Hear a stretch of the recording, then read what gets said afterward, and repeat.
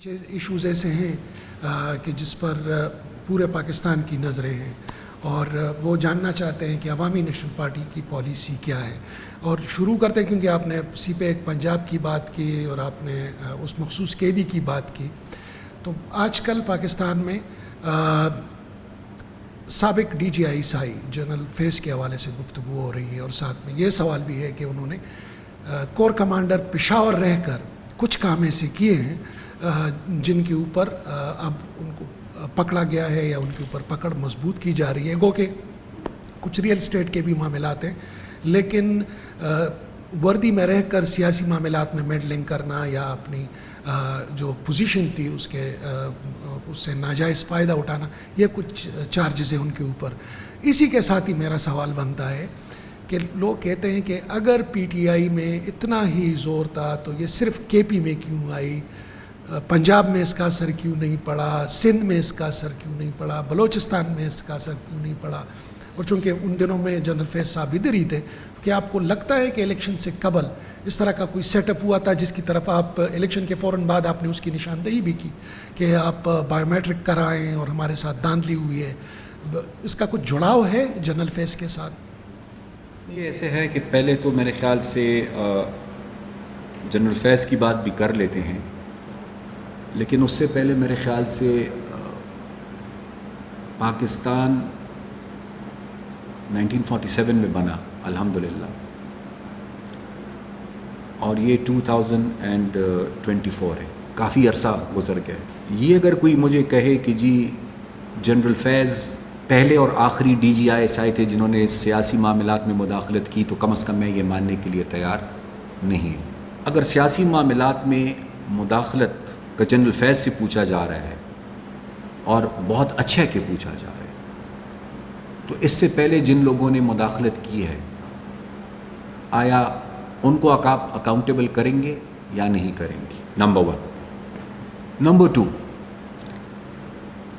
Institution نے، establishment نے، army نے ایک ادارے کی حیثیت سے جب تک یہ فیصلہ نہیں کیا کہ وہ اپنا رول پاکستان کے آئین کے مطابق اور قانون کے مطابق ادا کریں گے، یہ مسئلہ حل نہیں ہوگا. جنرل فیض ایک انڈیویجول، میں صرف ایک انڈیویجول کی بات نہیں کر رہا، میں پورے انسٹیٹیوشن کی بات کر رہا ہوں. اس انسٹیٹیوشن سے بہت ساری غلطیاں ہوئی ہیں، اپنی غلطیوں کو ماننا ہوگا اور اپنی غلطیوں کو مانتے ہوئے یہ بات یقینی بنانی ہوگی کہ آئندہ سے وہ غلطیاں نہ دہرائی جائیں. یہ مداخلت جس دن بند ہو گئی، پاکستان میں جمہوریت اور جمہوری نظام یہ دونوں مضبوط ہوں گے. پاکستان میں جمہوری نظام مضبوط ہوگا تو اس سے پاکستان مضبوط ہوگا. اب آتے ہیں جنرل فیض پہ. جنرل فیض صاحب میرے خیال سے شروع سے بہت کنٹروورشل رہے ہیں. General Faiz D G I S I سے پہلے ڈی جی سی تھے، سیکنڈ ان کمانڈ، اور ڈی جی سی کے حوالے سے بھی ان کا کردار اور ان کے فیصلے بہت کنٹروورشل رہے. فیض آباد دھرنے کے وقت وہ ڈی جی سی تھے، اور اس کے بعد جب وہ ڈی جی آئی ایس آئی بنے، سب سے پہلے تو جب وہ ڈی جی آئی ایس آئی بنے تو اس سے پہلے موجودہ army chief D G I S I تھے، اور ان کو بڑا پری میچورلی ٹرانسفر کیا گیا. کیوں ٹرانسفر کیا گیا؟ اس لیے کہ انہوں نے پرائم منسٹر کو آ کر حقیقت بتائی. پنجاب میں عثمان بزدار، فراگوگی اور ان کی محترمہ بیگم کے حوالے سے جو باتیں تھیں، انہوں نے آ کر پرائم منسٹر کو کہا کہ جی یہ سب کچھ ہو رہا ہے اور آپ اس کا نوٹس لیں، اس کو روکیں. اور وزیر اعظم صاحب برا مان گئے اور انہوں نے آرمی چیف کو بلا کر کہا کہ اس کو فوری طور پر آپ ہٹائیں. پھر آتے ہیں جنرل فیض صاحب. میرے خیال سے جنرل فیض صاحب جو ہے تو عمران نے ان کو استعمال کرنے کی کوشش کی اور جنرل فیض نے عمران کو استعمال کرنے کی کوشش کی اپنے اپنے فائدے کے لیے. عمران خان صاحب کی کوشش یہ تھی کہ ان کے اتحادی ان کو تنگ نہ کریں، اسمبلی کے اندر اسمبلی کے باہر معاملات ٹھیک چلیں، اور اس حد تک حالات گئے کہ آئی ایس آئی کے آفیسرز نیشنل اسمبلی میں بیٹھے ہوتے تھے، پروسیڈنگز کو دیکھ رہے ہوتے تھے. جب اہم قانون سازی ہو رہی ہوتی تھی تو لوگوں کی حاضری کو یقینی بناتے تھے، کئی اسپیکر صاحب علی وزیر اور محسن جیسے لوگوں کی پروڈکشن آرڈر جاری نہ کر دے، اس کو یقینی بناتے تھے. بجٹ کے موقع پر وہ یہ اس بات کو یقینی بناتے تھے کہ لوگ آ جائے اور ووٹ دے دے. اور یہ باتیں سب خود عمران خان خود مان چکے ہیں، یہ وہ کہہ چکے ہیں. اور عمران خان صاحب کی خواہش یہ تھی کہ یا تو دوسری دفعہ ان کو 2/3 میجورٹی ملے، اور وہ ملنے کے بعد وہ اس مصیبت سے جان چھوڑانا چاہتے جس کو وہ مصیبت سمجھتے تھے. پارلیمانی نظام کو وہ اپنے لیے مصیبت سمجھتے تھے. وہ پریزیڈنشل فارم کی طرف جانا چاہتے ہیں. پریزیڈنشل فارم کانسٹیٹیوشنل امینڈمنٹ کے بعد بغیر ممکن نہیں تھا. ان کو چاہیے تھی 2/3 میجورٹی کہ وہ لے کر آئے اپنی مرضی کا نظام. وہ 18th امینڈمنٹ کو رول بیک کرے. اور جنرل فیض صاحب بننا چاہ رہے تھے آرمی چیف. اور میرے خیال سے دونوں کا یہ خیال تھا کہ کم از کم 7-8 سال تو مزید ملے دونوں کو. کم از کم 2 ٹرم کا تو جنرل فیض نے سوچا تھا کہ 2 ٹرم، یعنی ایک اپنا ایک ایکسٹینشن کا. اور عمران خان صاحب کی یہی تھا کہ کم از کم 1 ٹرم میں مکمل کر لوں، اس کے بعد 2 ٹرم میں اور کروں گا، لیکن پارلیمانی نظام میں نہیں، صدارتی نظام میں. تو یہ تو ان کا تھا میوچل انٹرسٹ. اس کے لیے پھر جنرل فیض نے ان کے سیاسی مخالفین کو چن چن کر کے ٹارگٹ کیا. ان پر بے بنیاد کیس بنائے گئے، ان کو جیلوں میں ڈالا گیا. صرف ان کے سیاسی مخالفین کو ٹارگٹ نہیں کیا، اپنی مرضی کے ججز لگوائے ہائی کورٹس میں، اپنی مرضی کے ججمنٹس ان سے لیے. وہ شوکت صدیقی صاحب بیچارے جیسے لوگ تھے جو ان کی نہیں مانتے تھے، وہ ان کو باہر نکال کر دیا. یہاں تک کہ سپریم کورٹ کے اس وقت کے محترم چیف جسٹس صاحب بھی اس میں انوالو رہے. پھر as if this was not enough, اس کے بعد پھر انہوں نے اپنے لیے جو کام کیے، یعنی ISI کہتے ہیں نا کہ یہ state with in the state ہے، لیکن ISI کے اندر پھر انہوں نے اپنے لیے ایک دوسری اسٹیٹ بنائی. اور وہ اسٹیٹ جو تھی وہ صرف وفادار تھی جنرل فیض حمید کی. یہ ٹاپ سٹی والے معاملات اور بہت سارے بزنسز اور لوگوں کو میڈیا چینلز دینا، بھی وہ ایک ابھی ایک آئی ہے، وہ آڈیو آئی ہے، اب پتہ نہیں اور کیا کیا آئے گا. تو یہ بھی ان کا کردار تھا. اور اس کے بعد الیکشنز میں جو پولیٹک مینوورنگ انہوں نے کی، خاص کر 2018 میں جو انہوں نے کیا، اور انہی کے لوگ تو تھے سسٹم میں جو اب پکڑے بھی جا رہے ہیں اور مزید بھی پکڑے جائیں گے شاید. 2024 میں بھی وہی لوگ پھر انوالو رہے. وہ جو آپ نے بات کی نا کہ پاکستان کا رزلٹ ایک جیسا، اس صوبے کا رزلٹ اس سے مختلف. دیکھیے اس میں بھی 2 طرح کے ووٹ ہیں اس طرح، جس طرح میں نے شروع میں آپ کو کہا. ایک وہ ووٹ جو PTI کا اپنا ہے، وہ میں مانتا ہوں، سنگل لارجسٹ پارٹی ہے، چلے میں وہ بھی تسلیم کر لیتا ہوں. لیکن یہ میجورٹی جو ان کے پاس ہے، اگر صرف اپنے ووٹ پر کاؤنٹ ان کا ہوتا تو یہ میجورٹی ان کو قطعاً نہیں ملنی تھی. چلے الیکشنز بھی انہوں نے چورائے، انہوں نے پیسہ بھی بنایا، انہوں نے اپنے لیے آرمی چیف بننے کی خواہش بھی ظاہر کی. یہ اپنی جگہ سب سے بڑا ظلم جو کیا انہوں نے میرے خیال سے، وہ یہ ری سیٹلمنٹ کے نام TTP بہت بڑی قیمت ادا کر کے ان سے جان چھوٹی تھی. بہت بڑی قیمت ادا کر کے، مجھے پتہ ہے کہ کتنی بڑی قیمت ادا کی ہے سب نے. اس کے بعد پھر سے آپ ان لوگوں کو لاتے ہیں کہ جن کو دوبارہ آباد کرنا ہے. یہ میٹنگ اسلام آباد میں تھی، اس وقت میں پارلیمنٹ میں تھا. یہ تجویز ہمارے سامنے رکھی گئی اس نیشنل سیکیورٹی کی میٹنگ میں. میں نے اس وقت بھی جنرل باجوہ اور جنرل فیض کی موجودگی میں یہ بات کہی. اور حیرانگی کی بات یہ تھی کہ پریزنٹیشن سیکیورٹی معاملات پر یوزلی DGISI دیتے ہیں. اس وقت جنرل فیض DGISI نہیں تھے، پھر وہ تھے کور کمانڈر پشاور.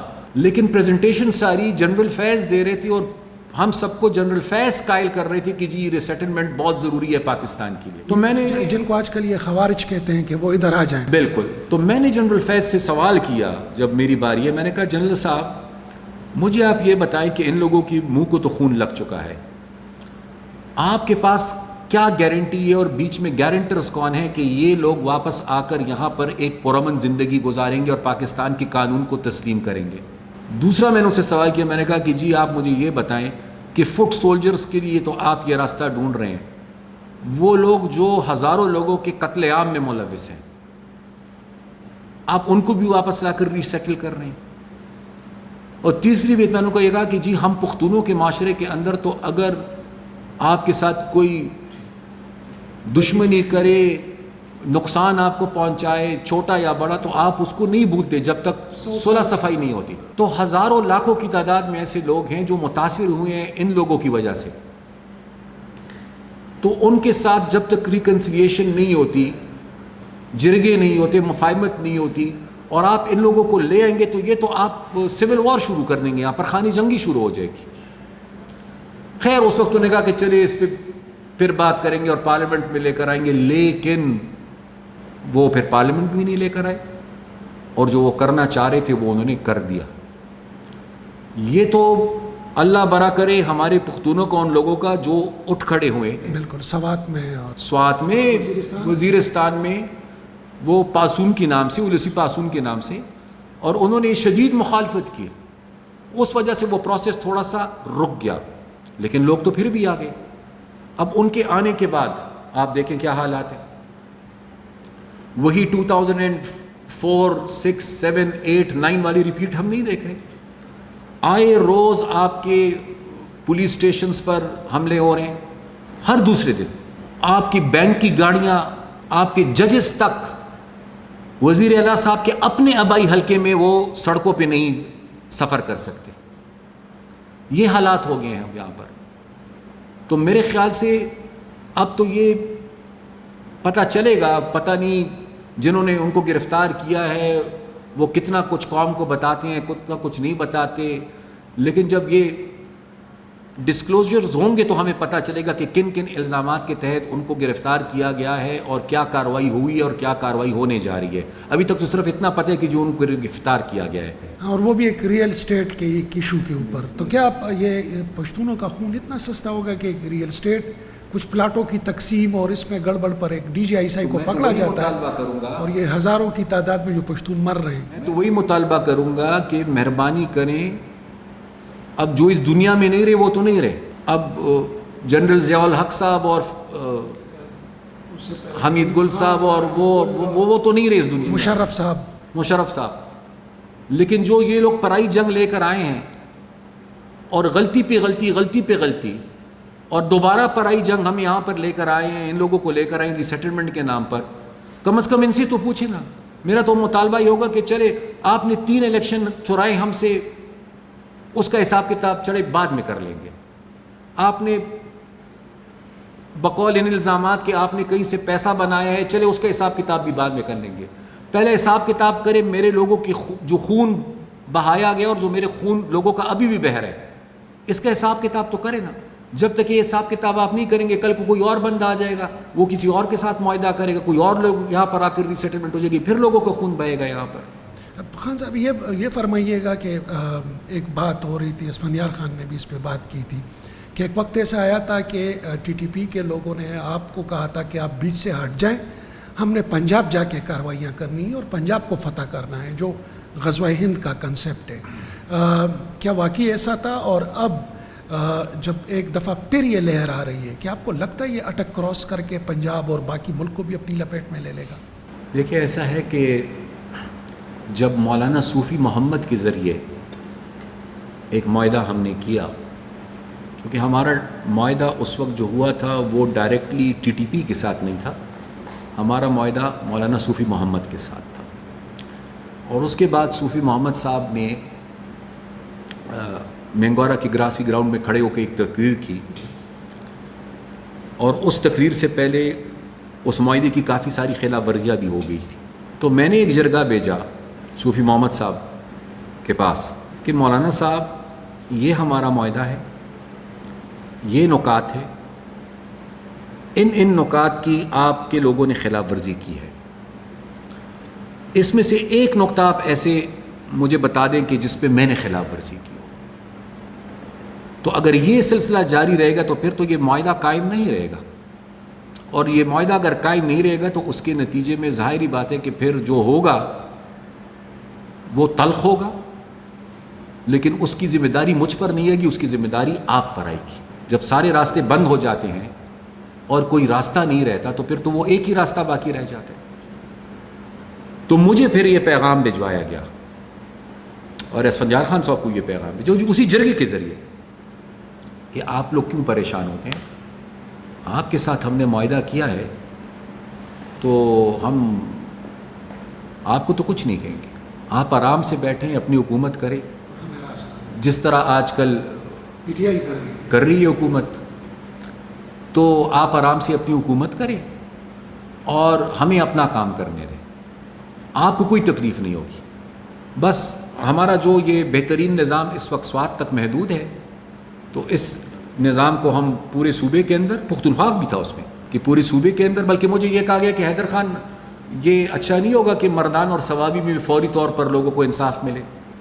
تو میں نے اس جرگے والے کو کہا, میں نے کہا آپ کا مطلب یہ کہ جس طرح سوات میں منگورا میں چوک میں لوگوں کو لٹکایا جاتا ہے, آپ یہ توقع مجھ سے کر رہے ہیں کہ میں وزیر اعلیٰ یہاں پر بیٹھا ہوں گا اور مردان اور ثوابی میں بھی خدا نخواستہ لوگوں کو چوک میں کھڑا کر کے قتل کیا جائے گا.